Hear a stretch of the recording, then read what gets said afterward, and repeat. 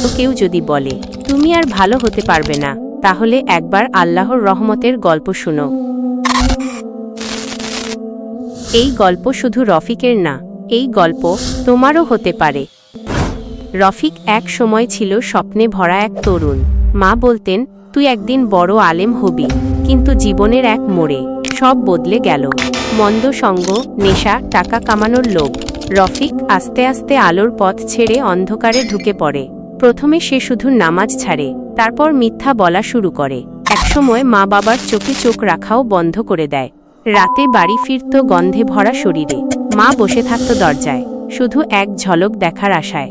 মা দোয়া করত, হে আল্লাহ, আমার ছেলেকে ফেরাও, সে হারিয়ে গেছে।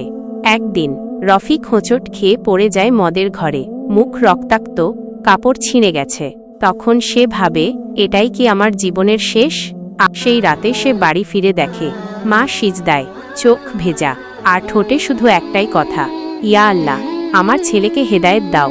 রফিক থমকে যায়, তার হৃদয়ে প্রথমবারের মতো কাঁপন ধরে। সে মনে মনে বলে, আল্লাহ যদি আমাকে ফেরার সুযোগ দেন, আমি ফিরে যাব। আশাবাদী সুরে একটু দ্রুত পরদিন ভোরে সে প্রথমবার নামাজ পড়ে। হয়তো কান্নায় অজু ভেঙে গেছিল, তবুও সে শুরু করেছিল। দিনের পর দিন সে নিজেকে গড়েছে, খারাপ সঙ্গ ছেড়েছে, নিজে কোরআন পড়া শুরু করেছে। আজ রফিক একজন হাফেজ, একটা মসজিদের ইমাম। শত শত যুবককে সে শেখায় পাপ করা ভুল, কিন্তু পাপ থেকে না ফেরাটা তার থেকেও বড় ভুল। তার জীবনের প্রতিটি দিন একটা জ্বলন্ত দৃষ্টান্ত, আল্লাহ কাউকে ফেলে দেন না যদি সে ফেরার চেষ্টা করে।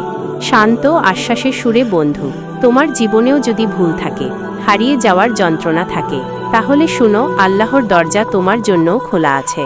ফিরে এসো, কারণ দ্বিতীয় সুযোগ এখনো শেষ হয়নি।